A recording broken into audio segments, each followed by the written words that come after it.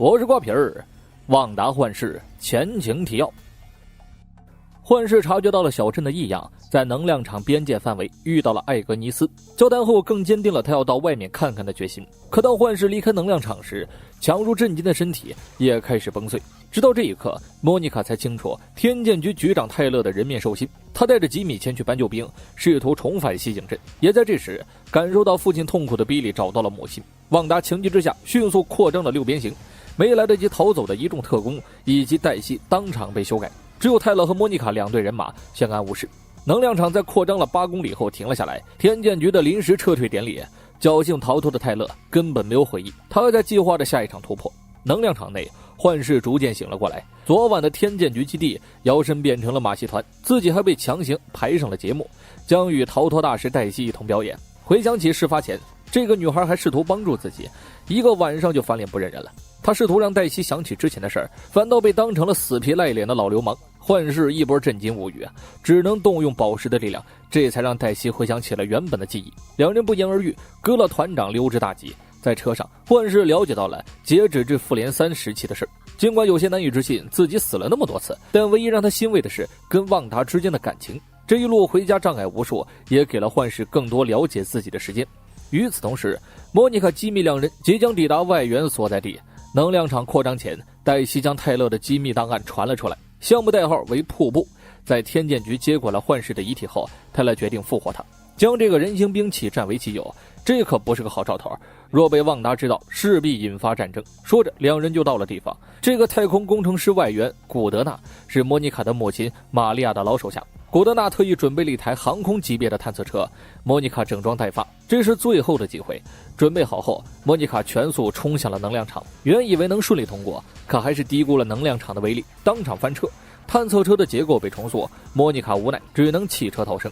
看着这半拉卡车半拉探测车的诡异结合，他知道外物仍然难以进入其中。回想起黛西说过，自己因为进入了能量场内，细胞正在变异。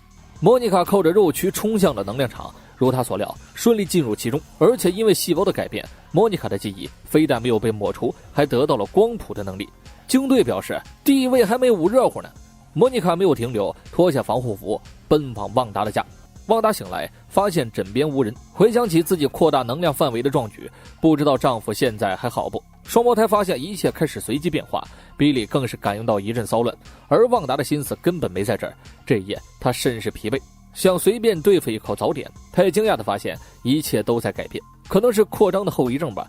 旺达没有去担心这种情况，昨晚的事给孩子们也吓得不行，特别是舅舅那句话 Don't sweat it, sis.It's not like your dead husband could die twice. 双胞胎担心爸爸和舅舅安不安全，而旺达却告诉他们，你舅可能不是你舅，但你妈还是你妈呀。再者说，你爹是震惊制造的，出不了事儿。艾格尼斯再次不请自来，女人感觉到了旺达的情绪，主动要帮忙带孩子玩，给旺达留够清静的时间。三人走后，周围开始随机变化，并且不再受自己的控制，而且他越尝试修复，就越会不可控。本集的电视广告则是围绕着一款治愈药奈克瑟斯，专门为那些不想被打扰的人准备，服用可以将你带回现实，而这款药不能随意服用，一定要在博士的允许下进行治疗。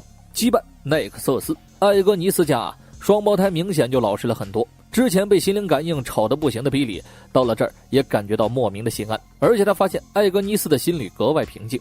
此时莫妮卡终于来到了小镇内，她直奔旺达的家。旺达刚刚服下了药，莫妮卡的到来让他再次爆发。旺达试图赶走莫妮卡，却发现女人已经没有之前那么好对付了。莫妮卡无意之间拥有了对抗旺达的实力，她立刻把泰勒的计划告诉了旺达。失去亲人，她感同身受，如果旺达愿意，自己会尽全力帮助。远处的艾格尼斯瞥了一眼，直接拦在了两人面前。与其他邻居傻站着的行为截然不同，艾格尼斯赶走了莫妮卡，将濒临失控的旺达带回了自己家。散场后，周围人开始运动起来。另一边，张爱还在不停阻止幻视回家。他知道旺达暂时不想见自己，越是被阻止越兴奋，直接飞向了妻子身边。一段时间下来，旺达平复了心情。在艾格尼斯准备茶水的功夫，旺达感觉到了不对劲儿。电视上的节目饿到啃纸屑的兔子，没吃完的点心与窗帘上的知了，可就是不见儿子们的踪影。艾格尼斯觉得他们可能在地下室玩呢，旺达便走了下去。艾格尼斯家别有洞天，更像是一个巢穴，这里没有儿子的身影，有的只是诡异的符号和陈设。桌上一本散发金光的书格外夺目，紧接着走进来的艾格尼斯给旺达解了惑，她叫阿加莎·哈克尼斯，也是一位掌控魔法的女巫，一切都是她在暗中引导，包括第一次相见，洗脑赫伯，激起幻视的好奇心，掌控快银上演兄妹重逢，哪怕是装成傻子给幻视骗出能量场，都在阿加莎的控制之中。片尾的小彩蛋大家不要错过啊！莫妮卡尾行到了艾格尼斯家门口，在地下室入口看到了紫色藤蔓，这时快银出现在身边。以上便是本集的全部内容。